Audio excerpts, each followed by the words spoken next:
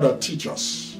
Cause our ears to open, our heart to be ignited with a revelation of your word, and let everyone viewing be blessed in Jesus' name.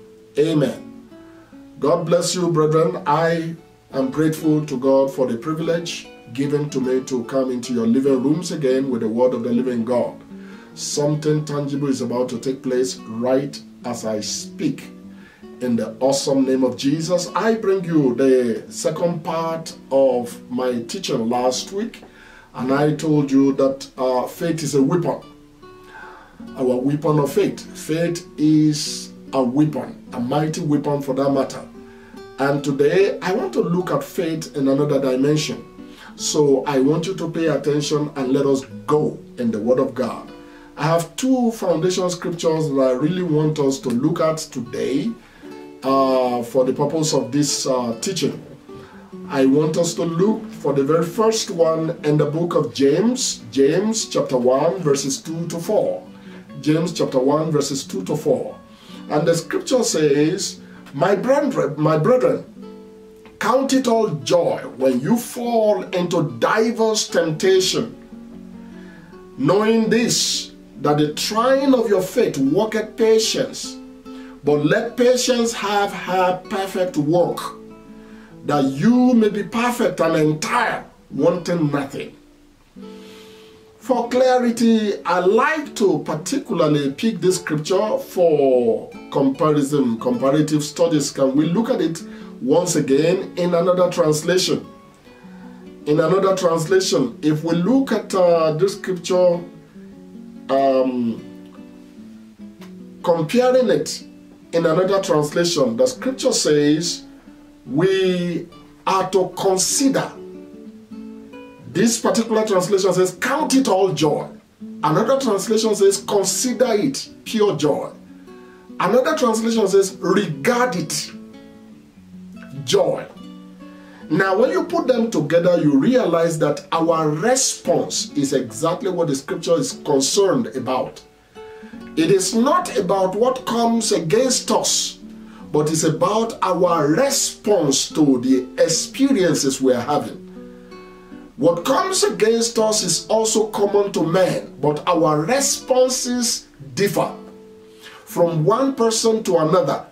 And as believers in the Lord Jesus Christ, we have been asked to consider, to count it, and to regard it for joy. Why should we regard temptation or trials as an occasion for joy when the experience itself is quite painful? The experience of trial is not palatable. Trials are difficult times. Challenging times are not easy. They are not joyful times. They are not joyful, exciting moments. Now, but God is saying to us in the scripture, we should count it all joy. And today, particularly when we look at our faith being a shield to us and being a weapon, we must understand that faith, according to the word of God, when we search, we realize that it is the condition by which the believers must live. It says, the just shall live by his faith. So is the recommended modus of our living. God says the just shall live by his faith. And we also saw in the scripture that it will become absolutely impossible for a man to please God without faith. In Hebrews 11 verse 6, it becomes totally, completely impossible. And when the scripture says impossible, it is truly impossible for a man to please God without faith. So we need our faith in place. We also saw that our faith brings us victory. We saw in 1 Timothy chapter 5 verse 4 that whatever is born of God overcomes the world, and this is the victory that overcomes the world, even our faith. So without faith, we don't have victory. Our faith brings us into victory in every situation. So faith, as vital as it is, we also understand that in the book of Timothy, that it is with this faith we fight. If you don't have faith, you cannot fight this fight. Our fight is not against flesh and blood, it's against principalities and powers. So to fight a good fight, it has to be a fight of faith. It has to be a fight of faith. So that's how powerful and how important our faiths are. And we saw that we cannot even get saved to start with without faith. We saw in Ephesians chapter 2 verse 8 and 10. The scripture says, and we know that we are saved by grace, but through the channel of faith. So the doorway to salvation is faith. It is a finished work of grace, but we have to attain or receive it by faith. So there will be no salvation without faith. That's how crucial our faith is. And last week I showed us that our faith is our shield. Our faith is our shield, as we saw in Ephesians chapter 6 verse 16 and 17. That finally, brethren, we should take up the shield of faith with which we'll be able to quench all the fiery darts of the devil. So faith to us who believe becomes a shield. And today I take it a little further to ask a very, very salient question. What happens when our faith is on trial? What happens when your faith is on trial? What happens when my faith is under test, is under trial? And that's exactly the focus of our discussion today. So in that book of James that I read, it says we should consider it joy. In the Good News Bible, it says consider it pure joy, when you come into divers of temptation. Consider it pure joy. How can something that brings pain be considered joy? How can an experience that is squeezing and depressing and bringing a lot of pressure upon us, how can it be considered joy? But that's God's recommendation. It means our response, our behavior in a time of trial must be that which is joyful. It must be that which has hope. It must be that which looks at the end, even from the point of the trial. Hallelujah. So Job said in Job 23 verse 10, he said, he knows the way I have taken. When he has tested me, I will come forth as gold. Hallelujah. He said he knows, God knows the way I have taken. In other words, I am his in death and in life. He knows the way I have taken. I have taken a position in God that cannot be changed. He knows the way I have chosen. He knows the way I have taken. When the enemy tries me, I will come forth as gold. It is my prayer that the trial of your faith will bring you out pure as gold, that it will not corrupt your soul. Your faith will not fail. Hallelujah. Understanding that God is not the one that brings us into temptation. God does not tempt his people with evil. According to the book of James, temptation and trials does not come directly from God. God allows them. God allows trials to come to us, but it emanates from the adversary. The Bible calls them adversary, the evil one, our opponent, the one that comes against us all the time. He is the originator and perpetrator of trials, and God allows it. God is not expecting us to be to prove anything to him, good, because we cannot impress him. He already knows what our actions and our behaviors are even before the temptation and trial starts. But God will allow you to go through trials so as to bring forth his glory. God will allow that your faith will be tested and will be tried, so that you can slam the adversary quiet and show to him that I know whom I have believed. Although in most cases, most of us, we do not do well in the times of trials. We do not do exactly what God expects. But the grace of God has always sustained us, and I want to bring to you today that you need to stick to God's grace. Stick to your faith. Do not waver. Do not let the enemy put your eyes off your Maker. Your faith is important even at the times of trial. Keep holding on to Christ. Keep holding on and never waver. Hold on to God. Make your confessions very stable. Do not respond or react to the situation. Respond in faith all the time, and God will be glorified. So when you look at the second scripture, you see in the Good News translation, for the Good News Bible translation, I just like to read that James chapter 1 verses 2 to 4. It says, my brothers and sisters, consider yourself fortunate. Imagine. How can I consider a challenging time? I consider myself fortunate going through challenging times, difficult times, hard times. But that's God's position. And He wants you to consider yourselves fortunate when all kinds of trials comes your way.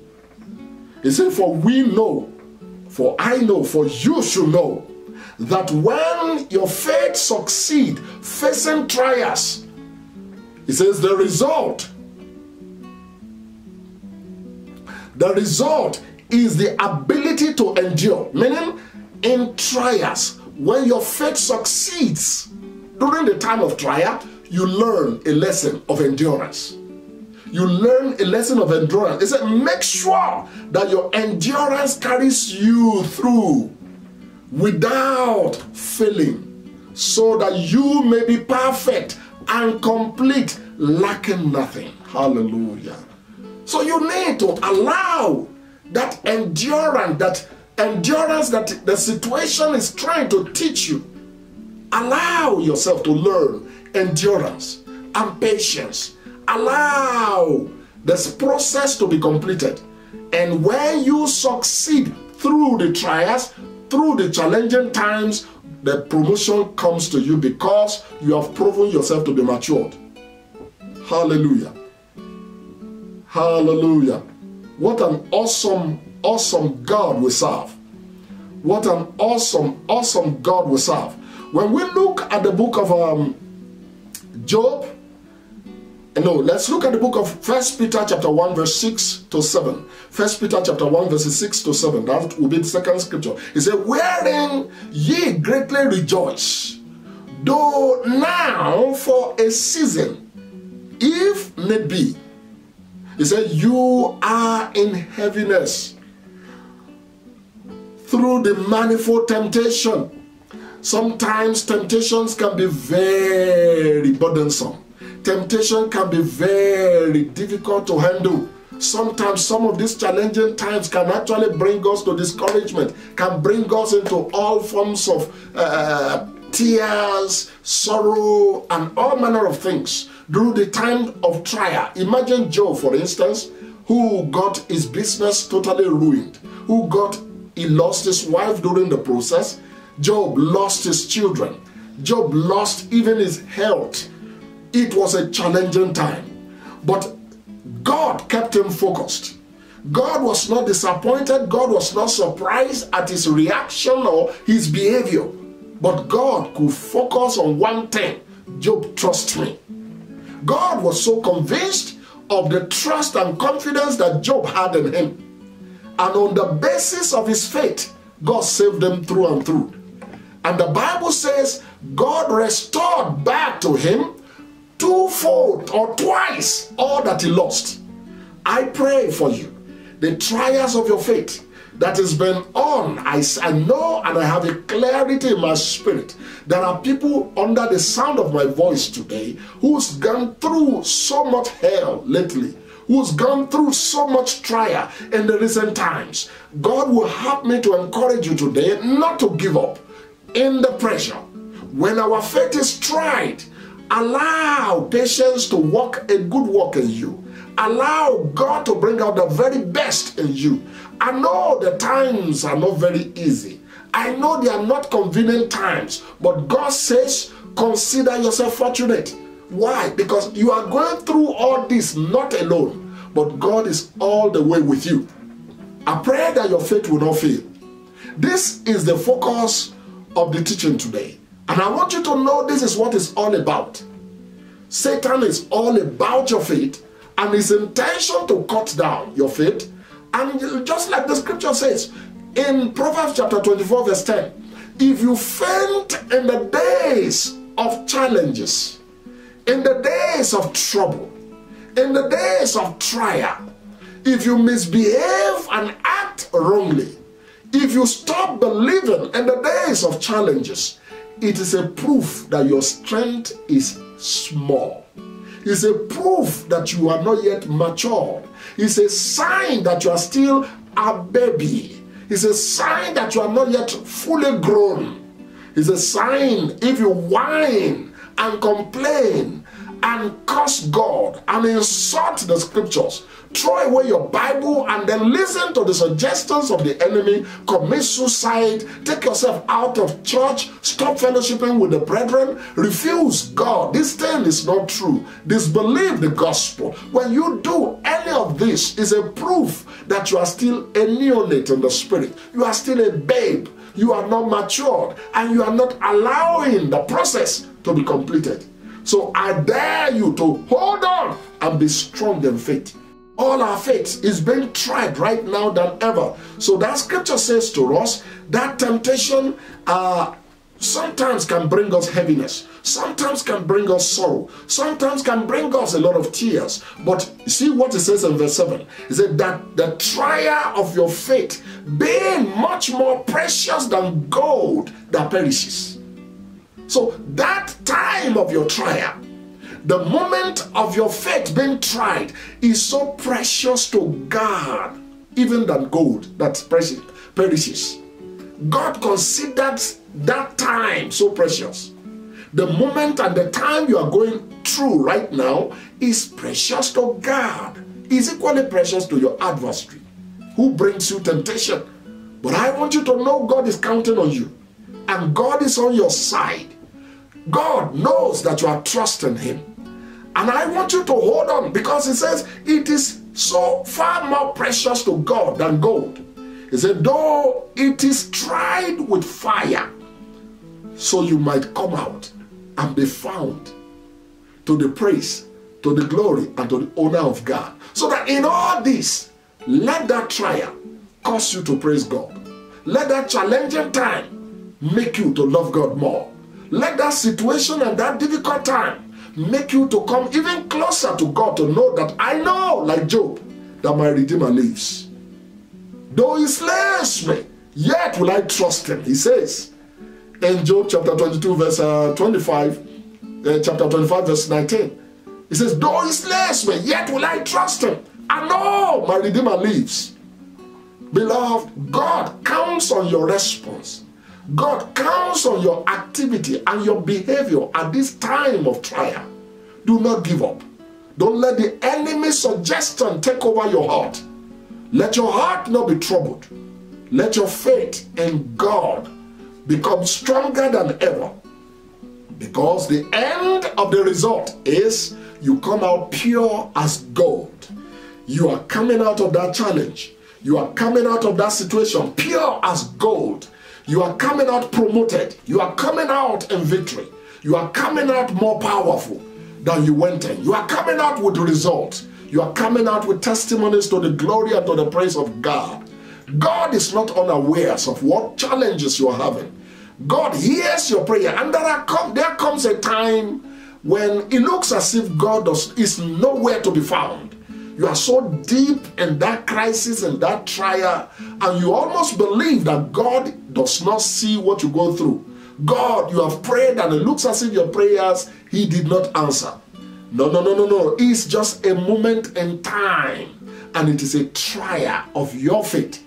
I want you to look beyond that crisis and believe that God knows exactly where you are at in the journey of your life. And God is with you, actually closer to you at that time than ever. I encourage you today to stick on and believe God for the miraculous. And so today, I want you to know the appearance of Christ brings glory, honor, and praise to God, to every child of God in crisis. And I pray that that same Christ will manifest in that situation or that you are in right now in Jesus' name. I want you to look at this. God specializes in bringing men from the grass to grace.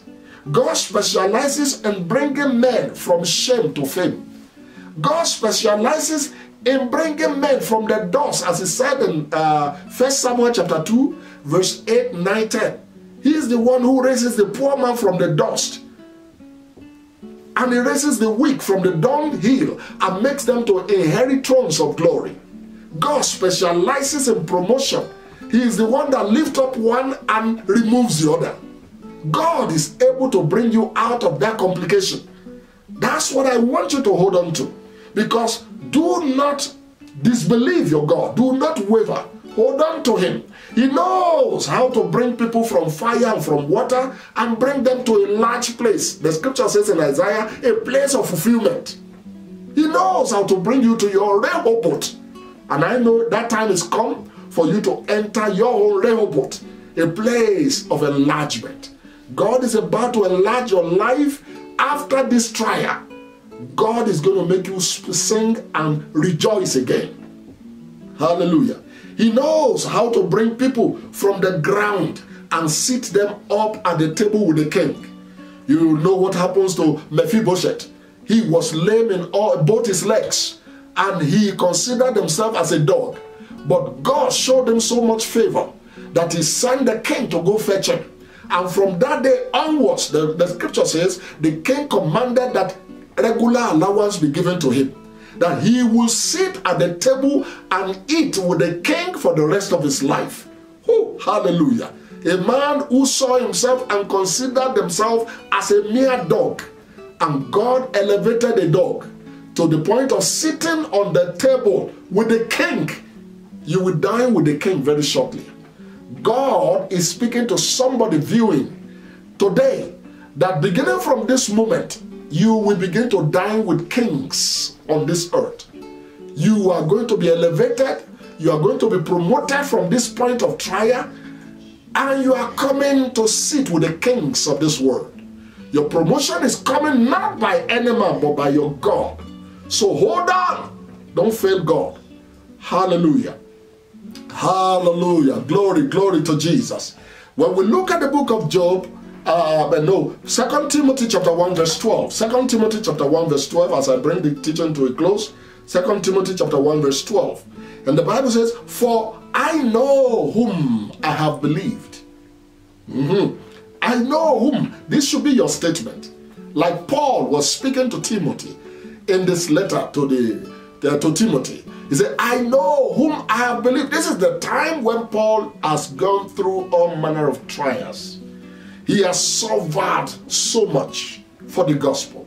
He's been persecuted. He's been judged. He's been tossed from the pillar to post. He's gone through the worst and the weirdest of experiences. And he was reporting. He said, now this is the point I want you to grasp very well. He said, I know whom I have believed. And I am persuaded that he is able to keep that which I have committed to him against that day. Hallelujah. Will you be bold to say you know whom you have believed? Will you be bold and courageous enough to say to the enemy and say to yourself, I know him whom I have believed. And I am fully persuaded that God is able to keep all that I have committed to him. Your life has been committed to God already. Don't retrieve it. Don't withdraw your faith from trusting God. Don't turn back from following Jesus because of the crisis that you have right now. It looks like the chips are down now and it looks as if there are no help in sight. I want you to hold on just a little longer. And God will have me to tell you today, sometimes things have to really get worse before they get better. You know, I told some of our worshipers that sometimes God just allows things to get to extreme and they get really, really bad, and from bad to worse. And they really get worse sometimes before it comes in to intervene, so that no man can receive glory over your life. And if God allows you to have an experience of the floor, it is not because he wants to torture or punish you. He just wants the enemy to know that there is no place to fall to when you are already on the floor. You cannot fall below the floor. So he has done his worst. And the next is the chapter when God rewrites your story. And God brings you from the floor to the throne. I know that is exactly your case that I'm describing right now. And I'll speak to you prophetically today that whatever you are going through, receive supernatural strength. In the name of Jesus Christ, I address that wind of adversity that is causing you to lose hope. I bind you, contrary spirit. I command you, you suicidal spirit. I bind you in the life of that young star. I judge you in the name of Jesus. It is written in that day, his burden shall be lifted from off their shoulders, and the yoke from off their necks, and the yoke shall be destroyed because of the anointing.